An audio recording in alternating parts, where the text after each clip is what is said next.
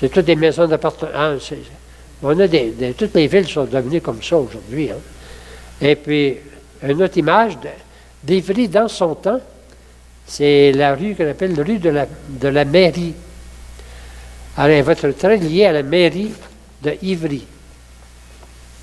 C'est juste une petite image, correct? Pour dire qu'elle va être insérée dans la ville. C'est la première introduction.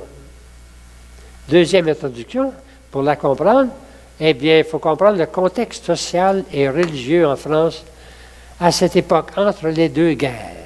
Je dis entre les deux guerres. Elle est née en 1904.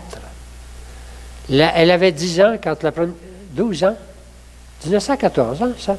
Elle avait 10 ans quand la première guerre s'est déclarée, puis elle avait 14 ans quand c'est fini. Mais elle était liée à la guerre d'une certaine façon. C'est que son père était un cheminot, c'est-à-dire un chef de gare. Et ça va la marquer beaucoup.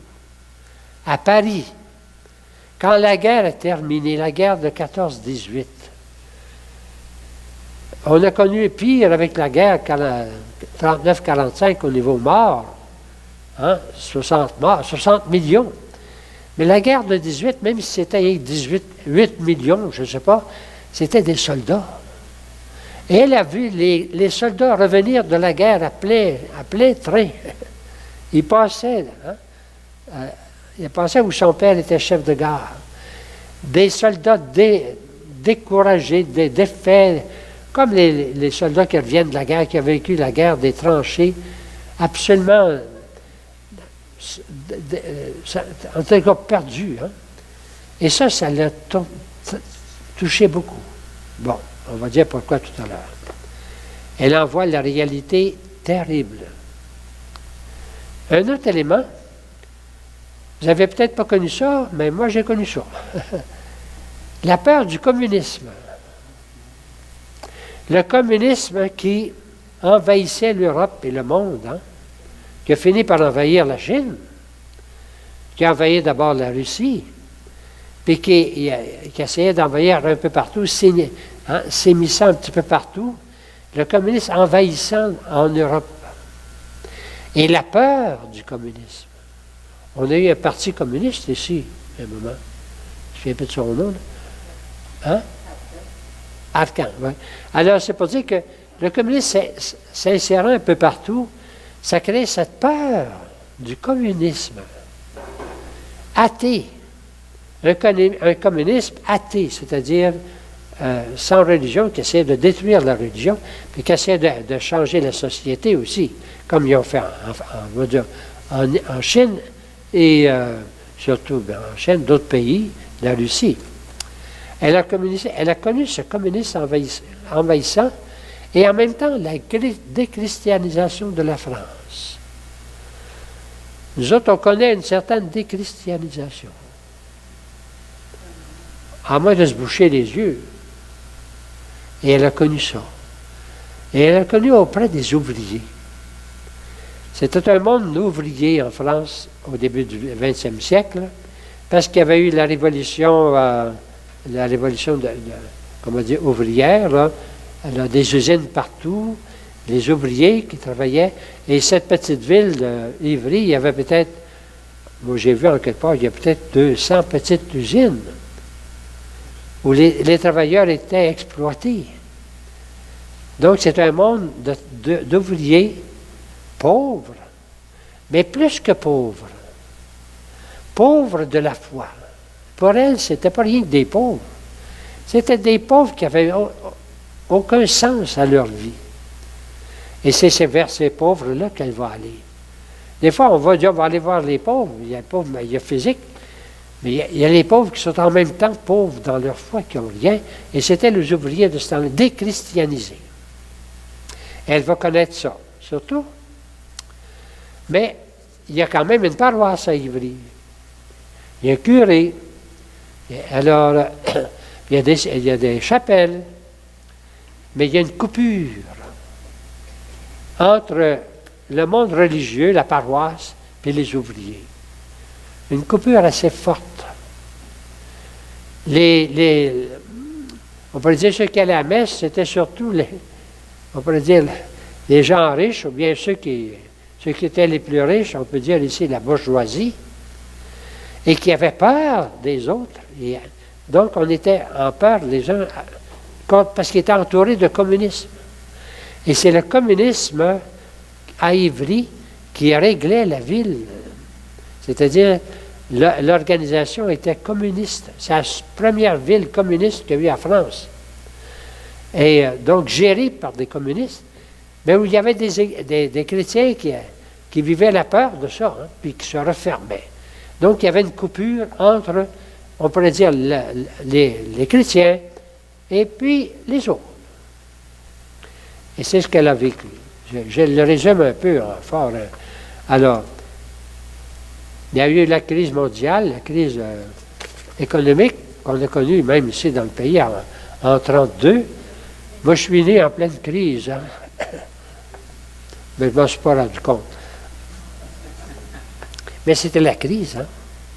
C'est-à-dire le chômage épouvantable partout. C'était alors, on a failli en connaître une autre, puis je pense qu'on va en connaître d'autres aussi. Tout à coup, c'est tout le monde des finances qui s'écrase. Et les premiers à en souffrir, ce sont les ouvriers et les pauvres. Alors, et le 12 septembre 1943, là, on est en pleine guerre. Une bombe éclatait dans l'Église de France, sous la forme d'un livre intitulé « La France, pays de mission ». Alors, c'était écrit par deux prêtres, je n'ai pas mis les noms ici, mais c'était comme une bombe. Hein? La France, pays de mission. Aujourd'hui, nous autres, on est portés à dire le Québec, pays de mission. On fait venir, nous autres, des gens d'ailleurs. Mais ils ont vécu ça, eux autres. C'est un livre alors, l'ouvrage marquera 2 générations de prêtres et de laïcs chrétiens, et ça va être un choc, hein? Mais l'Église va réagir, déjà avant l'apparition du livre, l'Église va réagir devant cette déchristianisation des ouvriers. Alors les évêques vont fonder un séminaire spécial, indépendant des diocèses, un séminaire à Lisieux pour former des prêtres et des séminaristes qui auraient comme vocation d'aller vivre auprès des ouvriers. Et de là vont naître les prêtres ouvriers. D'abord sur le mouvement créé par les évêques en réaction face à une déchristianisation. Alors la mission de France est lancée, j'ai marqué par le cardinal Liénard, on peut dire un petit peu plus tard, il va y avoir la mission de Paris aussi, et les prêtres ouvriers vont en naître. J'ai mis le premier père, vous connaissez le père Jacques Leuve, au moins de nom, hein? Il va être le premier, pas à Paris, mais à Marseille. Il a écrit, j'ai son livre, j'ai 2 de ses livres là, il a écrit la mission prolétarienne. Il a écrit son histoire. Il a presque écrit son histoire. Dans l'autre livre qui est là, il a écrit sa conversion. Lui aussi, c'est un converti, un peu comme Charles de Foucault. Mais il est entré chez Dominicain, finalement, et... Oui.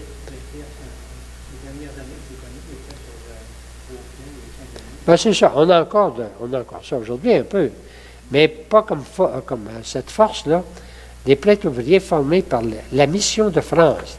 La mission prolétarienne, ça c'est un livre de Jacques Leuve. Si on veut comprendre Madeleine Delbrel, il faut vraiment interroger souvent Jacques Leuve. C'est pour ça que j'ai mis ces livres en même temps sur la table. OK? Et puis un peu plus tard, un autre livre que j'ai mis sur la table aussi, qui est à lire. Ça, c'est un roman. Les saints vont en enfer. Vous avez déjà entendu? C'est l'histoire c'est presque Madeleine Delbrel, mais c'est pas elle. C'est pas son nom. Bon, on a presque l'impression que c'est elle qui vit parmi le milieu ouvrier et puis qui accepte tout le monde et qui est très proche des prêtres, qui sont les prêtres ouvriers. On peut dire que c'est un roman. Il y a eu un succès extraordinaire de librairie, hein, comme l'autre livre. Alors, face à ça, c'est ce contexte-là, l'Église qui essaie de réagir, Et puis, elle a précédé ça. Elle a fait son choix, on dirait, avant l'Église. C'est ça qui est fort. Et son choix, c'était de rester dans le monde et de s'intégrer dans un quartier communiste. Je ne sais pas si on avait un quartier musulman ici. Quelqu'un dirait, on s'en va vivre là. C'était aussi fort que ça. Alors, son œuvre, elle va l'appeler la charité. Ils vont s'appeler la charité. Alors, c'est quelques personnes ensemble. Rue des Villes, Chemin de Dieu, c'est une de ses biographies. Et puis, elle est là sur la table, écrite par Christiane de Bois-Martin, une de celles qui l'a accompagnée d'ailleurs. Alors, si vous voulez un livre complet, des livres complets sur Madeleine Delbrel sont assez rares. Vous allez voir pourquoi. Alors, c'est vraiment sa mission, c'est en pleine ville. Alors, ici, vous avez... Ça, c'était l'introduction, le contexte. Je ne sais pas si je l'ai mis assez clair, mais c'est dans ce contexte-là qu'elle va, elle va choisir d'aller vivre en plein milieu communiste, ouvrier, une maison ouverte à tous et à toutes. Alors, avec ça, on peut regarder sa vie rapidement. C'était l'introduction, le contexte pour comprendre. C'est un contexte qui nous est proche, hein? On peut apprendre beaucoup d'elle. On vit un peu une déchristianisation. On ne vit pas la même pauvreté. Comme disait un auteur, je pense c'est un pape, on vit une autre sorte de pauvreté, qui est l'indifférence. On n'a plus besoin de Dieu. On vit dans un monde, on n'a plus besoin de Dieu. Pourquoi? Parce qu'on a tout. C'est plus la même pauvreté. C'est une pauvreté spirituelle. Dans notre monde, c'est ça. Hein? Et nous autres, nous sommes appelés à vivre. Vous êtes mes témoins hein? Dans ce monde d'aujourd'hui. Elle peut nous inspirer. Elle ne nous donne pas les trucs, mais elle nous inspire comme chrétiens. Comment vivre comme chrétiens dans un monde comme ça, déchristianisé. Pas par pauvreté matérielle, c'est le contraire. On a tout. C'est pauvreté spirituelle. On peut se dire ça. Indifférence. Le monde est indifférent à Dieu. Dans le monde. Et puis on vit ça toujours. On vit ça dans toutes les familles. On vit ça partout. Alors, donc, c'est un témoin pour nous autres aujourd'hui. Alors, je parle maintenant de sa vie rapidement. Son père était chef de cheminot, là, de chemin de fer. Puis bon, le reste, elle a connu le mot qui va lui revenir, elle, c'est l'absurdité. Quand elle va voir la fin de la guerre 14-18, puis voir revenir ces soldats déshumanisés de toutes sortes, elle va voir l'absurdité de la guerre. Et peu à peu, l'absurdité de tout. Pour elle, toute la vie devient absurde. C'est une personne intelligente. C'est une intellectuelle. Elle a commencé déjà à écrire des poèmes, elle va avoir un prix. Mais devant tout ce monde qui passe, là, et surtout dans les gares, hein, eh bien, elle va être frappée par un mot qui lui revient souvent, l'absurdité. Et elle va rencontrer des personnes qui vivent la même chose. On pourrait dire, c'est plus la perte de foi, c'est la perte de sens. La perte de tout sens. Alors, de la guerre, de la vie. Avec son père, bien, elle va finir par perdre la foi. Elle a été baptisée, elle aussi, elle a fait sa première communion, mais vers 14 ans, devant ça, avec ce milieu-là, elle va perdre la foi. Un petit peu comme Charles de Foucault, mais pas dans les mêmes circonstances. Charles de Foucault, lui, c'était une vie de richesse, de riche, puis de dévergondé. Elle, c'est une vie intellectuellement, perte de la foi. Perte de tout sens. L'absurde. Bon. Il y a des auteurs, comme André Gide et d'autres auteurs, qui répandaient cet esprit de... Le monde est absurde. Et Dieu n'a plus de place, mais non seulement il n'y a plus de place, le monde est absurde. Nous autres, on est loin de ça. Bon. Elle va finir par se dire strictement athée. Alors, je trouvais le monde chaque jour plus absurde. Mais, heureusement, elle a rencontré un monsieur qui s'appelait Jean Médieu, qui est un jeune homme, très fortement chrétien. D'ailleurs, tout de suite après, il s'est fait dominicain. Et elle est entrée en contact avec... Même on parlait de fiançailles. Possible. J'ai mis un point d'interrogation. Est-ce qu'ils se sont fiancés? Je ne pense pas. Mais il semblait s'aimer. Puis tout à coup, lui, pop, il l'a laissé tomber. Il est allé faire son service militaire, puis il est entré chez les Dominicains, puis ils se sont jamais revus. C'était un choc dans sa vie. Mais en même temps, un contact avec quelqu'un qui avait la foi profonde. Ce qui est son chemin probablement vers ce que j'appelle ici la conversion violente. Elle ne dit pas comment elle était convertie. Mais elle était convertie à 20 ans. De façon violente. On a dans notre bibliothèque en haut, nous autres, une série de volumes, peut-être qu'ils sont là aussi, les convertis du 20e siècle. Il y a au moins 4, 5, 8 volumes.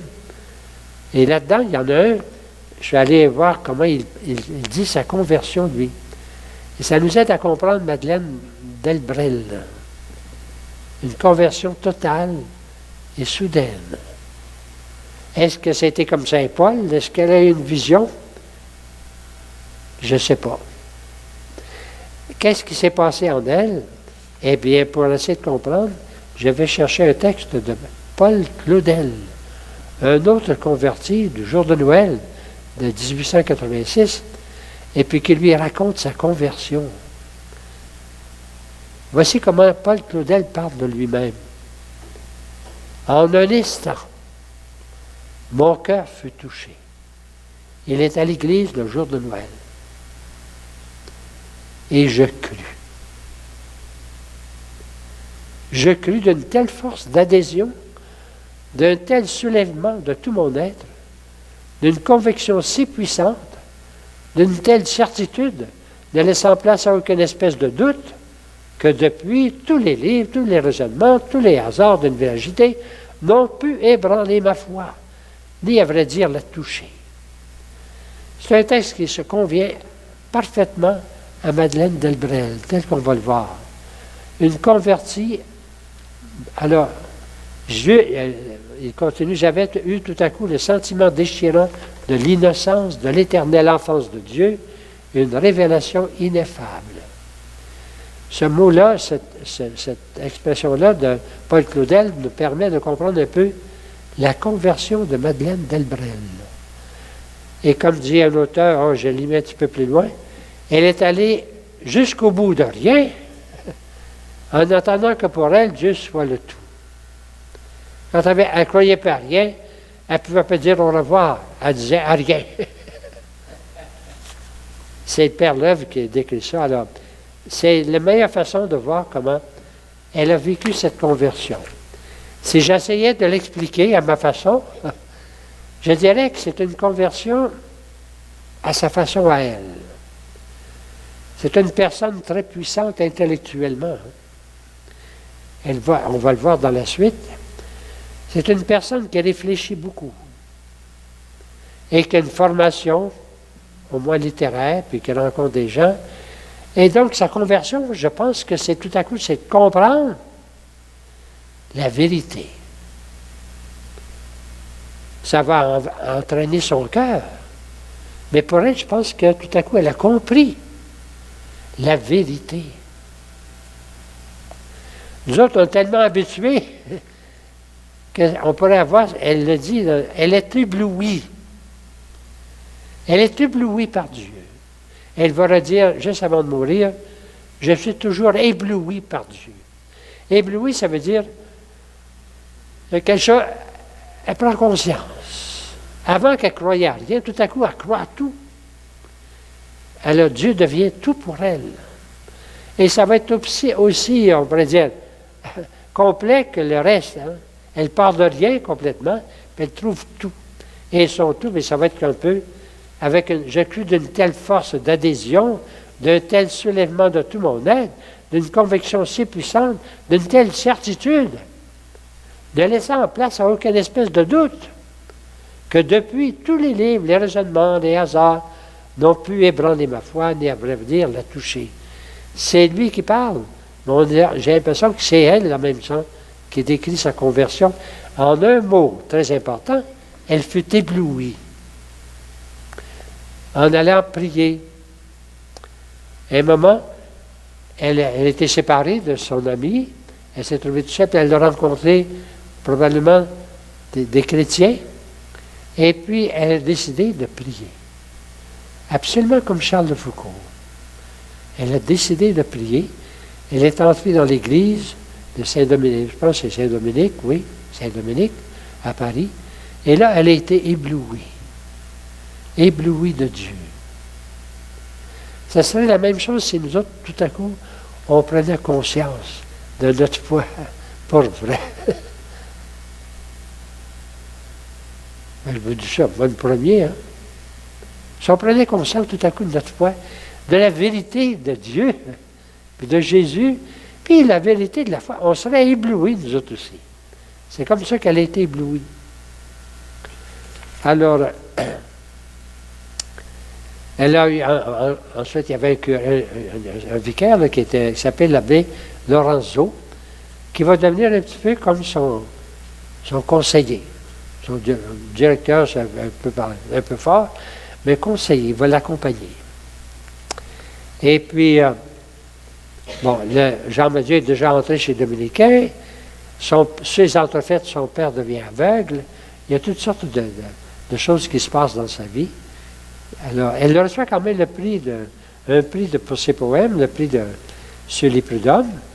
Alors, le prêtre, le curé, le vicaire va lui suggérer, elle est convertie, d'entrer dans le scoutisme. Elle va devenir chef scout, chef STEM, puis elle va vivre avec des scouts.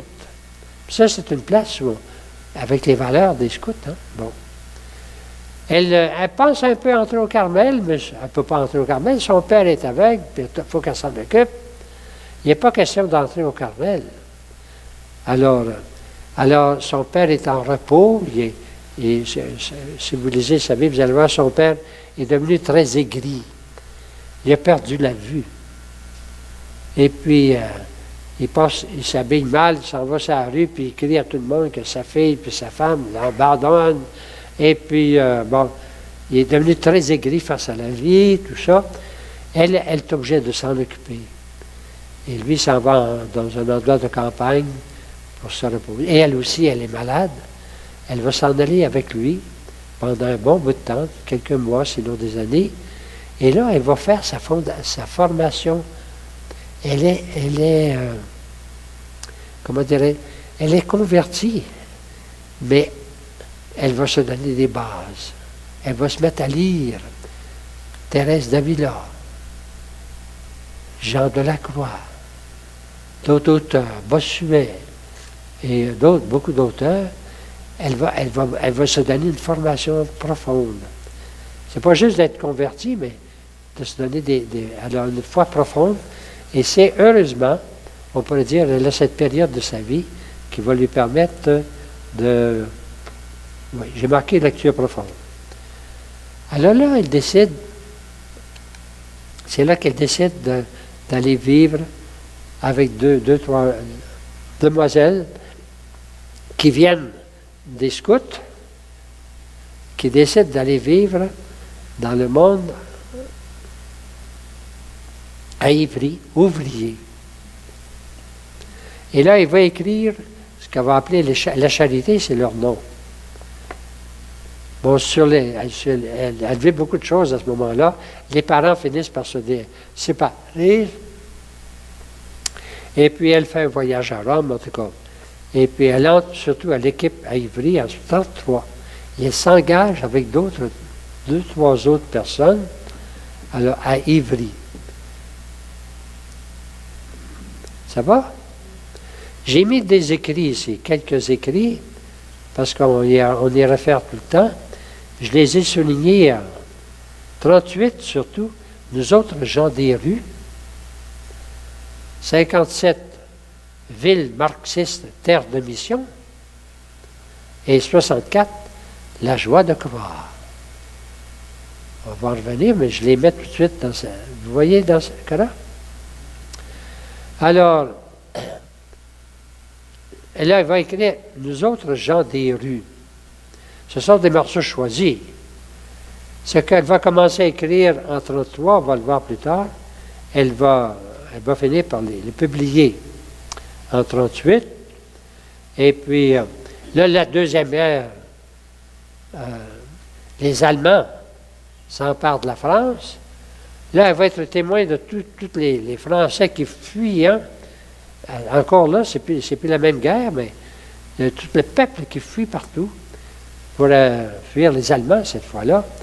C'est encore, on pourrait dire, la même chose.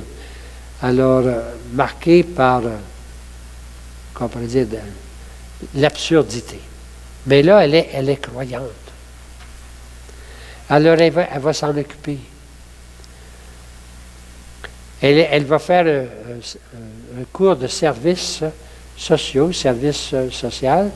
Elle va devenir, sa spécialité, service social à Ivry. Et puis, sur les entrefaites, en pleine guerre, c'est là que la mission de France est fondée avec le séminaire à Lisieux, dont je parlais tout à l'heure. Alors, la guerre, heureusement, se termine. Et puis, après la guerre, les communistes reprennent le contrôle de cette petite ville d'Ivry. Le maire, puis c'est eux autres qui contrôlent la ville. Alors, elle va aller vivre là. Elle continue à vivre là, en lien avec les communistes. En lien, je dirais, extérieur. Elle les respecte dans ce qu'ils font de bien, mais elle les condamne dans ce qu'ils font, dans leur pensée. Alors, elle y travaille socialement, elle fait des voyages. Là, j'ai résumé sa vie en quelques mots. Le reste de sa vie, elle fait partie de cette équipe à Ivry, mais elle voyage beaucoup. Elle va aller à Rome 10 fois. Elle va aller en Belgique, elle va aller à Marseille rencontrer le Père Leuve 2, 3 fois. Elle va faire un petit voyage en Afrique, mais pas du tout au même endroit que Charles Foucault ou bien Lucille Tisdale. Elle va faire beaucoup de conférences. Elle réfléchit beaucoup sur le marxisme. Et elle veut parler aux séminaristes et aux prêtres pour leur faire comprendre les personnes. Mais la théorie, c'est différent. Le marxisme, c'est athée. Il veut détruire la religion, parce qu'il n'y en a pas. Mais les personnes, ils veulent faire du bien aux pauvres. Alors, donc, elle fait beaucoup de conférences. Et puis, je marque sur la mission. Qu'est-ce que la mission de l'Église dans ce contexte-là? Et elle va écrire un livre assez formidable, Ville marxiste, terre de mission. On pourrait l'écrire pour nous autres aujourd'hui. Terre de mission. Alors aujourd'hui, il parle de la nouvelle évangélisation. Hein? Le pape, les évêques. Alors le mois d'octobre, c'était un mois de missionnaire. Alors elle a vécu ça, hein? Mais nous autres aussi. C'est très proche de nous autres, finalement. Mais nous autres, ce n'est pas une ville marxiste. C'est une ville indifférente. Une ville déchristianisée. Alors, remarquez, c'est écrit de 1933 jusqu'à 1957. Ce n'est pas un livre écrit d'un coup, ça. C'est plusieurs. Elle écrit beaucoup. C'est un écrivain. Elle a déjà gagné un prix, d'ailleurs, de littérature. Elle va mettre ensemble un moment ses écrits. Alors, les livres qu'il y a sur elle, ce n'est pas un livre qui a été écrit d'un bout.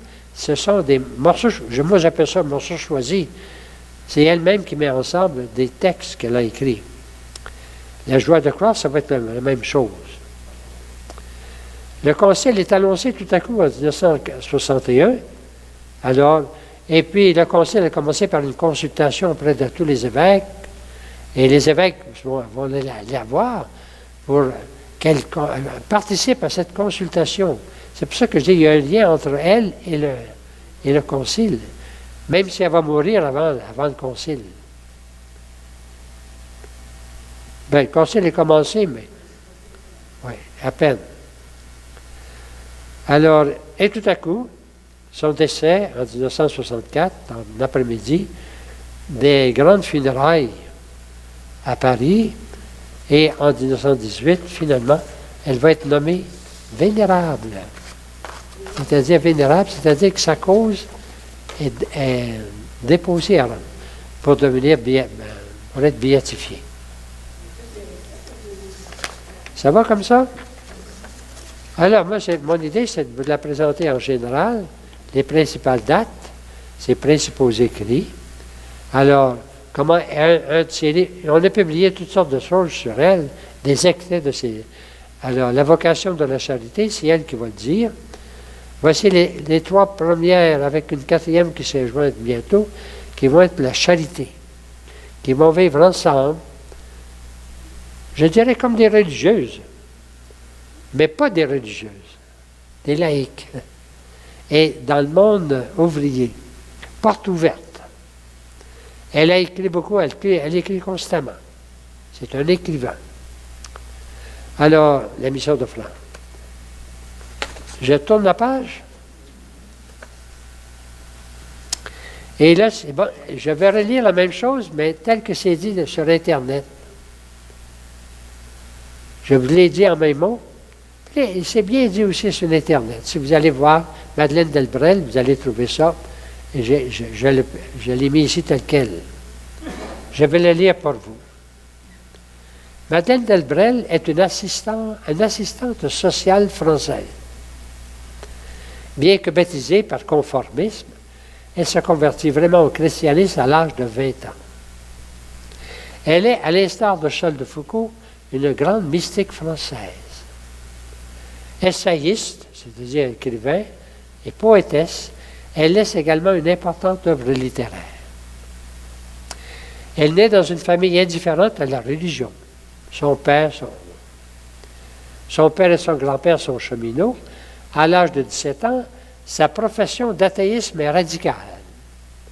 Je l'ai marqué tout à l'heure, elle se dit athée et profonde. Mais en 3 ans, à la suite de la rencontre d'un groupe d'amis chrétiens et de l'entrée chez le dominicain du garçon qu'elle aimait, elle prend en considération la possibilité de Dieu. C'est sa démarche. Un peu comme Charles de Foucault. Dieu est peut-être possible. Et cette démarche qu'elle fonde sur la prière et la réflexion aboutit à la fois à l'âge de 20 ans. Alors, comme elle le dit, elle est, comment est-ce qu'elle le dit déjà? Éblouie. Et le 19 mars 1924, éblouie par Dieu. Lors d'un passage dans l'église Saint-Dominique à Paris, elle se convertit. Éblouie par Dieu. Et par le scoutisme, elle devient une assistante sociale très active. Elle s'installe avec quelques amis et travaille dans la banlieue ouvrière à Ivry-sur-Seine, seule municipalité communiste de France en 1933. En 1933, c'est 20 ans avant les prêtres ouvriers, ça. Elle se confronte alors avec l'athéisme marxiste, n'hésitant pas à contre-courant à annoncer l'Évangile. Elle fonde une communauté de jeunes femmes qui se sont nommées La Charité, avant d'être connues comme équipe Madeleine Delbrel. Il s'agit, dit-elle, d'y être le Christ et non d'y travailler pour le Christ. La méthode, rencontrer les gens où ils vivent, devenir leurs amis, les recevoir chez soi, s'entraider. En matière de travail social, elle rappelle la nécessité de développer des actions collectives en vue de faire évoluer les politiques sociales.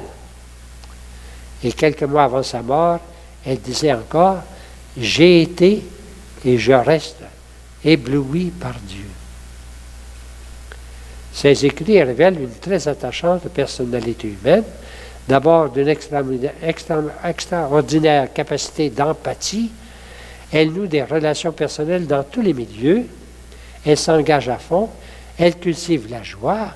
Son humour est délicieux. Elle est libre. Elle dit ce qu'elle pense avec délicatesse mais fermement. Ça, c'est sa personnalité. Elle dit aux autres ce qu'elle pense. Elle va le dire surtout aux communistes. Donc, ça va venir ses amis, le maire de la place. Elle va lui écrire, puis elle va lui envoyer son livre, marxiste, là, puis il va lui répondre, puis elle va lui répondre. Mais elle est franche, elle est sûre, comme tout à l'heure, comme disait Paul Claudel. Elle fait preuve d'une grande sûreté de discernement et d'une pensée rigoureuse, on pourrait dire aussi, rigoureuse, tu sais. Sa personnalité spirituelle, sa théologie ont le même caractère, de solide fondation et de la vigueur ou de la rigueur, et toujours ce centre qui unit tout, la charité de Dieu manifestée dans le Christ. C'est pourquoi elle est pour certains l'une des personnalités spirituelles les plus importantes du XXe siècle. Tout en étant ordinaire, elle est extraordinaire. Je termine avec une comparaison, parce que c'est facile à faire. On connaît Charles de Foucault. Remarquez la dernière page en bas, la dernière ligne en bas. Pourquoi nous aimons Charles de Foucault? C'est plusieurs pages de son livre. Pourquoi elles aiment Charles de Foucault? Je ne sais pas si on en trouve ici dans ce livre-là, je pense. C'est celui-là, oui. Alors, Charles de Foucault est pour nous le type de ces vocations théocentriques qui captent l'âme directement pour Dieu dans le Christ. Ces hommes-là n'ont pas de choix à faire. Dieu touche tout l'horizon. Et le reste, c'est plusieurs pages. Alors, on peut comparer Madeleine Delbrel et Charles de Foucault de plusieurs façons. Je l'ai fait à ma façon, rapidement. D'abord, une période au début d'athéisme. Charles de Foucault, il n'a pas dû la foi pendant 12 ans. Elle, probablement par 4, 6 ans. Lui, c'était à cause d'une vie désordonnée. Elle, c'est à cause de sa pensée. Devant tout ce qui lui semblait pas de sens, absurdité. Mais lui, il va rencontrer des croyants par sa cousine, vous vous souvenez. Elle va rencontrer des croyants par Jean Médieu, qui deviendra dominicain. Lui, il va chercher la prière. Vous vous souvenez de sa prière de Charles de Foucault? Hein? Eh bien, elle va les citer elle-même. Elle cite la prière. Aussitôt que je crus qu'il y avait un Dieu, disait Charles de Foucault, je compris que je ne pouvais faire autrement que de ne vivre que pour lui. C'est elle qui cite Charles de Foucault. Ma vocation religieuse date de la même heure que ma foi. Dieu est si grand, il y a une telle différence entre Dieu et tout ce qui n'est pas lui. Alors c'est elle qui cite Charles de Foucault. Même esprit. Recherche prière. Elle dit, j'ai décidé de prier. Je ne pouvais pas laisser Dieu dans l'absurde. Alors, sa conversion, j'en ai parlé tout à l'heure. Quand j'ai découvert que Dieu existait, disait Charles de Foucault, eh bien, elle dit, je fus ébloui par Dieu. Ébloui par Dieu. Prendre conscience de qui est Dieu.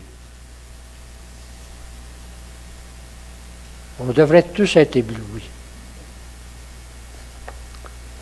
Elle rencontre un prêtre. Lui aussi, elle va rencontrer l'abbé Huvelin. Elle rencontre l'abbé Lorenzo. Lui désire se donner tout entier. Il veut entrer chez les moines.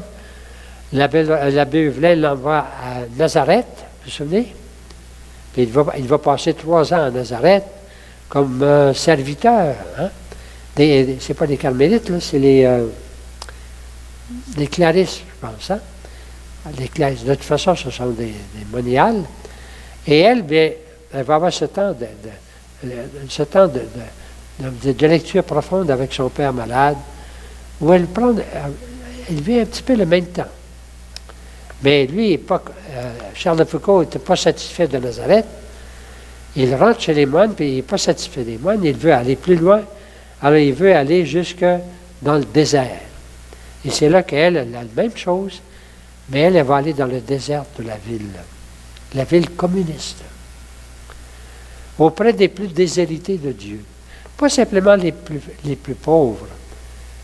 Charles de Foucault disait, je vais aller là où ils sont les plus loin de Jésus-Christ. Les plus loin, hein? Même les riches qui sont là sont loin de Jésus-Christ, en plein désert. Et elle aussi, elle va les pauvres, mais les pauvres incroyants, se faisant proche d'eux. Et en petite fraternité. Charles de Foucault, lui, il n'a pas réussi, mais il a laissé beaucoup des petits frères, des petites sœurs, qui vivent aujourd'hui en fraternité de quelques-uns. Et elle a déjà fait ça, hein? Les équipes de Marie-Madeleine, et la porte ouverte à tous. Vous vous souvenez que Charles de Foucault se disait le frère universel, porte ouverte. Les Touaregs, les soldats, n'importe qui passait, pouvait venir, entrer. La porte est ouverte. C'était la même chose pour Madeleine Delbrel. Porte ouverte. La petite équipe, c'est la porte ouverte à tout le monde. Et la même inspiration, on pourrait dire la prière d'abandon de Charles de Foucault, que je vous avais donnée quand on l'a rencontré. Alors, c'est ça. L'idée, c'est d'essayer de comprendre l'esprit d'une personne ordinaire qui nous apparaît en même temps extraordinaire. Je pense qu'on va se reposer. Ça va? Ça vous permet de regarder un petit peu les livres qu'il y a là. J'ai remarqué que tous ces livres-là, ce petit livre ici va être à la bibliothèque, et celui-là aussi. La plupart vont finir à la bibliothèque. Alors, toujours pour essayer de comprendre Madeleine Delbrel, à la page 15, j'ai mis comment elle exprime le sens de sa vie, la charte, on pourrait dire, des équipes dans nous autres gens des rues. Ce sont des extraits, hein? Mais quand même des extraits qui nous font comprendre un peu sa façon de voir, de croire. Alors, j'ai les comparaisons entre les équipes de Madeleine et des prêtres ouvriers. Ça va?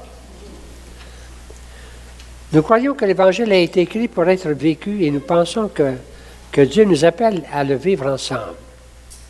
C'est tout. Nous croyons que l'Évangile a été écrit pour être vécu puis que Dieu nous appelle à le vivre ensemble. C'est tout simple. C'est clair? Bon. Nous désirons être et rester des laïcs, c'est-à-dire des gens tout pareils aux autres. Nous n'avons qu'un seul but, qui n'est pas un but d'action, mais un but de vie. Être à l'image de Jésus-Christ en vivant son Évangile. Le célibat choisi est l'état de notre appartenance à Dieu. Il est aussi pour nous la condition de notre disponibilité à la charité. Elles s'engagent dans le célibat. Elles ne font pas de vœux d'obéissance, parce qu'elle n'est pas supérieure, et puis elles ne font pas de vœux de pauvreté, mais elles vont le vivre. Mais elles s'engagent au célibat. Pourquoi? Parce que c'est leur disponibilité. Nous vivons dans notre travail par petites équipes, mettant tout en commun. Équipes qui se veulent accueillantes à tous, attentives aux plus démunis, vie de frontières ouvertes aux plus éloignés de l'Église. Il y a des gens que Dieu... Alors, tout à l'heure, je vous ai lu cette phrase-là. Il y a des gens que Dieu prend et met à part, mais il y en a d'autres qui laissent dans la masse et qui ne retirent pas du monde. Ce sont des gens qui font un travail ordinaire, qui ont un foyer ordinaire, ou bien sont célibataires, ordinaires, des gens qu'on rencontre dans n'importe quelle rue. Ils aiment leur porte qui s'ouvre sur la rue. Ici, c'est plus court que ce que je vous lisais tout à l'heure. Mais comme le frère invisible qui aime les autres femmes, nous autres, gens des rues, croyons de toutes nos forces que cette rue, que ce monde où Dieu nous a mis, est pour nous le lieu de notre sainteté.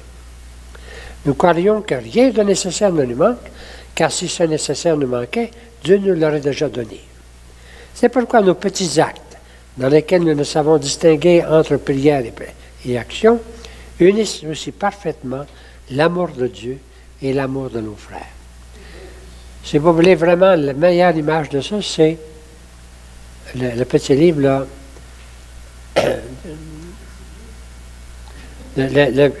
par Cesbron, là, tu sais.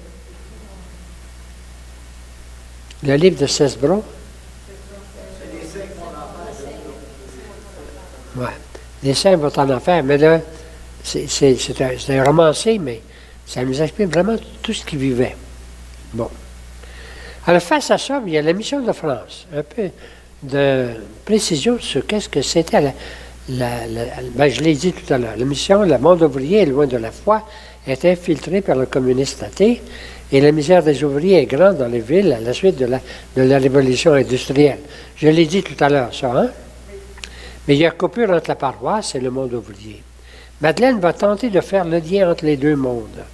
Elle travaille à la fois à la paroisse, puis elle travaille près des ouvriers, et même avec les communistes, c'est-à-dire le maire, qui est un communiste. Elle s'insère dans le monde ouvrier avec les communistes sans partager leur athéisme et en proclamant sa foi. C'est pour ça que le texte de Paul Claudel, il va très bien. Elle ne doute jamais, elle est certaine, elle affirme sa foi. Alors, les évêques fondent un séminaire, bon, je l'ai dit, beaucoup de séminaires et prêtres dans le STO. On est en 1942, en plein milieu de la guerre. Savez-vous ce que c'est le STO? C'est les ouvriers qui sont obligés de... Le service de travail obligatoire. Les Allemands prenaient les gens et les amenaient en Allemagne pour les faire travailler. Et il y a beaucoup de prêtres, de séminaristes qui ont été pris comme ça. Et là, ils ont appris à travailler. Ils ont appris, en tout cas, ils ont un peu coude à coude avec les laïcs. Puis quand ils sont revenus, c'est comme s'ils étaient déjà un peu familiarisés avec le fait de travailler comme ouvrier. Je ne sais pas. Même les choses les plus mauvaises, des fois, donnent des bons résultats. Alors, le père là, devient le premier ouvrier comme débardeur. Il le décrit, c'est pour ça que la photo qu'il a là, qui est son livre à lui, c'est débardeur. Dans ce temps-là, il n'y avait pas de machine, il n'y avait pas de tracteur, il n'y avait pas de... Les gens débardaient, ils portaient les fardeaux. Et il a fait ça, hein? Même s'il n'était pas fort physiquement. Il l'a fait avec les débardeurs. Il était allé un des premiers à vivre avec eux autres pendant plusieurs années. Et là, il a écrit un livre, alors la mission prolétarienne. Alors, il y a publication de la France Pays de Mission, la Fondation de la Mission de Paris, puis tout à coup, un décret du Saint-Office de Rome, excommuniquant les communistes athées et leurs sympathisants. Puis en même temps, il y a beaucoup de manifestations sociales auxquelles participent les prêtres ouvriers. Alors le danger, on pourrait dire, je ne sais pas si vous voyez, de confusion. Et Rome a pris peur. Le roman de Gilbert Cesbron, là, à fermeture alors, le séminaire va être fermé. Et dans le contexte de la guerre froide, nous autres, on peut juger ça de loin, puis dire, Pidouze, il est donc bête. Mais dans le contexte de l'Église, qui avait plus peur du communisme que de l'hitlérisme. L'hitlérisme, c'était la violence, la mort, tout ça. Mais le communisme qui s'installe partout, eh bien, l'Église, mettons le pape, voyait ça venir. Et voyait que les prêtres ouvriers, finalement, étaient un petit peu... Hein. Alors, donc, dans le contexte de la guerre froide, qu'on a connu, là, nous autres, Pidouze décide d'arrêter l'expérience, craignant leur imprégnation par le communisme français, et la plupart des prêtres vont obéir. Donc, le père Leuve, il va expliquer aux ouvriers avec qui il travaille pourquoi il ne travaillera plus. C'était quelque chose de la part des prêtres qui étaient allés travailler avec les ouvriers, qui voyaient et tout à coup se faire défendre ça. Et Madeleine Delbrel ne sera pas d'accord avec les décisions de Rome, mais elle va se soumettre, même en esprit. Et son lien à l'Église est très fort. Et elle va tout faire pour que le lien reste entre les prêtres ouvriers et les évêques. Elle va faire beaucoup d'efforts pour expliquer, des conférences de toutes sortes, pour expliquer comment l'Église, être soumis à l'Église, c'est bien important. Sans ça, être prêtre ouvrier hors de l'Église, ça perd tout son sens. Bon. Alors, elle va écrire beaucoup là-dessus. Elle va écrire à ce moment-là « Ville marxiste, terre de mission ». Il suffit de feuilleter le livre pour voir comment elle présente la mission chrétienne dans ce monde-là. Il y a une deuxième introduction par Rome. Là, c'est encore plus fort. Et donc, mais tout à coup, le concile va s'ouvrir. Et après le concile, Paul VI va lever l'interdiction. Et les prêtres ouvriers vont se répandre. J'ai lu en quelque part qu'il y en a 800 à un moment en France et même un peu à l'extérieur de France. Donc, l'expérience était difficile, était une mission, était par l'Église qui était toujours un petit peu frileuse, de voir ça mal tourné, défendu puis reprise. Si vous tournez la page, vous allez voir comment sont exprimés le sens des prêtres ouvriers. Ça va? C'est tiré du Père L'Œuvre. Ils engagent leur vie dans la rencontre d'hommes et de femmes qui ne partagent pas leur foi. Ça semble à Madeleine d'Arblède, qui les précède de 20 ans. Hein?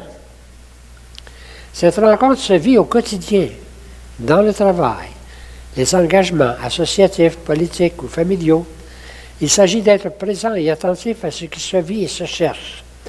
Prêtres, diacres et baptisés vivent cet engagement en équipe, eux autres aussi, où ils partagent leurs joies et leurs difficultés, portant ensemble la mission qui leur est confiée. Ils veulent apporter l'Évangile dans le monde du travail, en vivant avec les travailleurs et en témoignant de leur vie.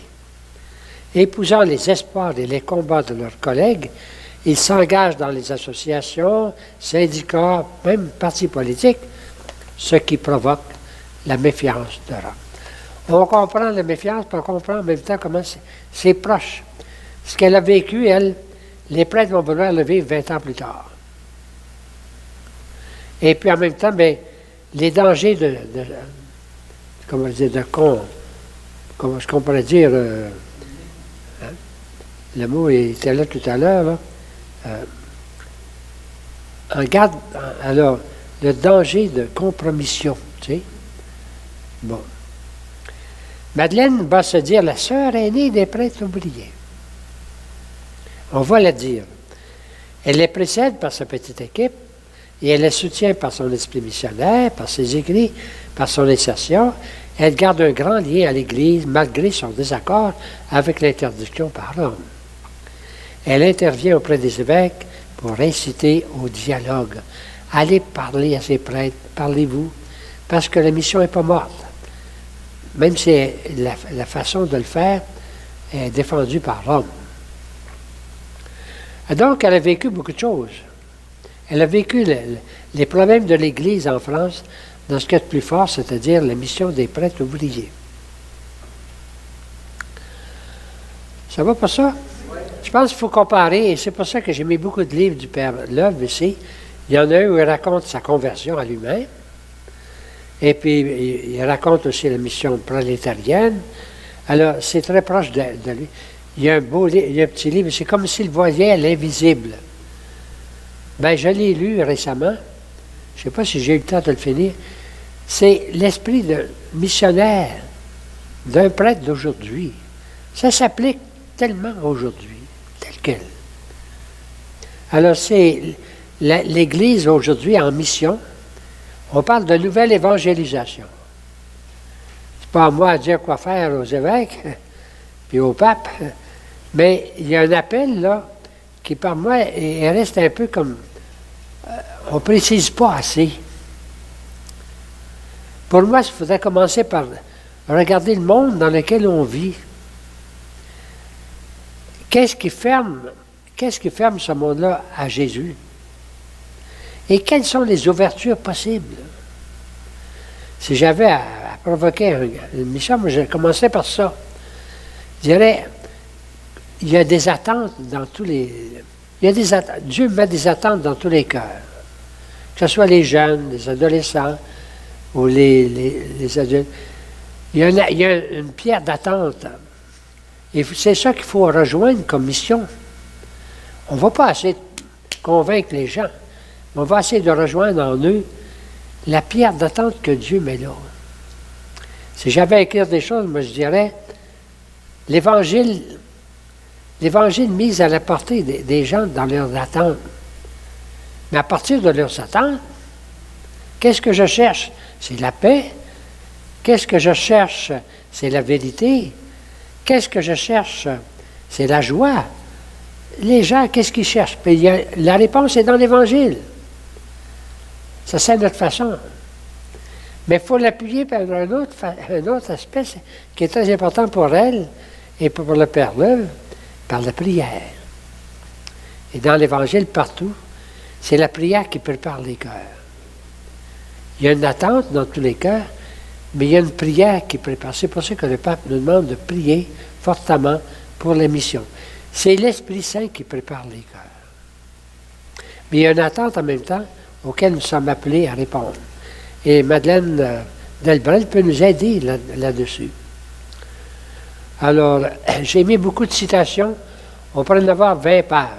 On va voir tous les livres qu'il y a là. J'en ai mis quelques-unes. Vous remarquerez celle qui vous rejoint. Correct? Notre foi devrait faire de nous les plus contemporains de tous les hommes. Notre foi devrait faire de nous les plus contemporains de tous les hommes. Nous ne pouvons pas donner la foi, mais nous pouvons nous donner. La foi a mis Dieu en nous, nous pouvons le donner en même temps que nous. Mon Dieu, si vous êtes partout, comment se fait-il que je sois si souvent ailleurs? Pour trouver Dieu, il faut savoir qu'il est partout. Et si tu vas au fond de toi, tu trouves Dieu lui-même. Les distractions, et elle parle beaucoup de prière, les distractions deviennent prières quand on pense à elle avec Dieu. Beaucoup de gens disent, j'ai plein de distractions. Lutter contre elle, c'est parfois se distraire davantage. Mais prier avec elle, avec Dieu en elle, c'est sa solution. Apprends l'art de la guerre sur toi et sur les autres l'art de la paix. Dieu ne nous demande pas de l'aimer à notre manière, mais à la sienne. Rentre tes angles, tu te cogneras moins.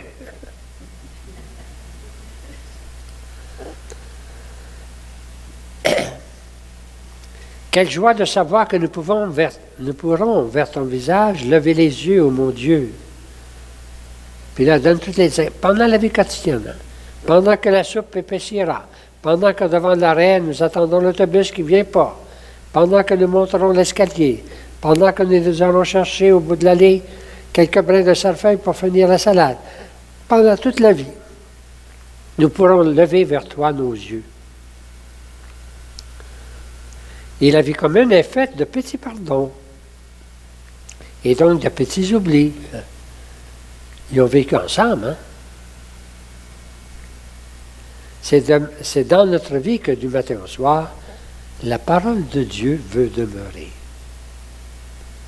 Et chaque petite action, c'est Dieu qui nous vient nous aider. Le silence n'est pas une évasion, mais un rassemblement de nous-mêmes au creux de Dieu. Et Jésus n'a pas dit, tu aimeras ton prochain, sauf les communistes. On pourrait dire aujourd'hui, Dieu n'a pas dit, tu aimeras le prochain, sauf les musulmans. Alors, toutes sortes de paroles, je pense qu'on comprend un peu une femme ordinaire, dans la vie bien ordinaire, mais en même temps extraordinaire, parce que la vie aussi était extraordinaire dans laquelle elle était.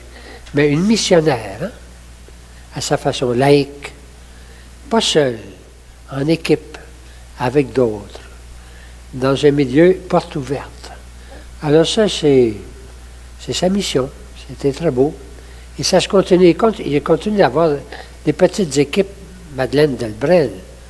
Il n'y en a pas beaucoup, là, comme les foyers de charité, mais il y en a encore quelques-unes. Je ne pense pas qu'il y en a à Montréal, là, mais je pense qu'il y en a en France. Des petites équipes. Alors, Madeleine Delbrel. Alors, je pense que c'est une personne qu'il fallait, c'est un témoin spécial, beaucoup plus proche de nous autres, si on y pense, parce que la situation est proche de la nôtre, même si on ne peut pas faire comme elle, mais l'esprit est là. Alors, je cherche toujours un chant, nous, qui nous aide à comprendre ça et à le prier pour finir. C'est un chant de Robert Lebel. Allez, je vous envoie, portez la bonne nouvelle. Si vous voulez, on va l'écouter.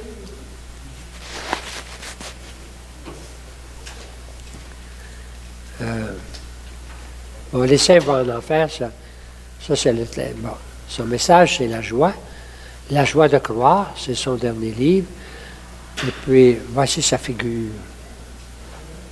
Une belle figure. C'est votre photo.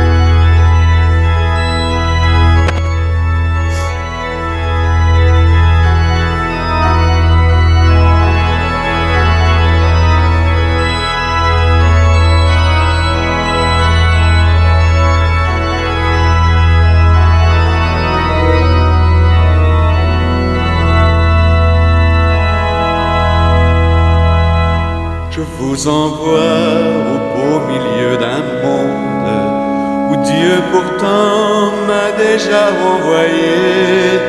Mais désormais c'est par vous qu'il rencontre les cœurs blessés qu'il cherche à visiter. Allez, je vous envoie porter la bonne nouvelle. Allez, je vous envoie par toute la terre.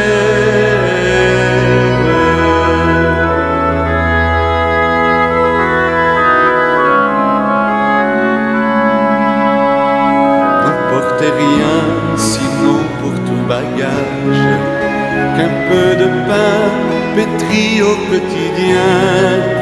L'amour n'est rien si nul ne le partage, si votre cœur ne lui donne des mains.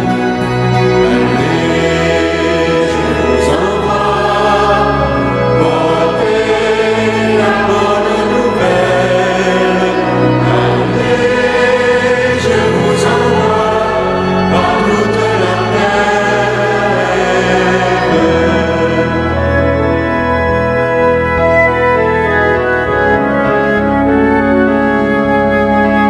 Ne craignez pas d'avoir à vous défendre devant les grands et leurs savants discours. L'Esprit viendra, il saura vous apprendre les mots qu'il faut pour annoncer l'amour.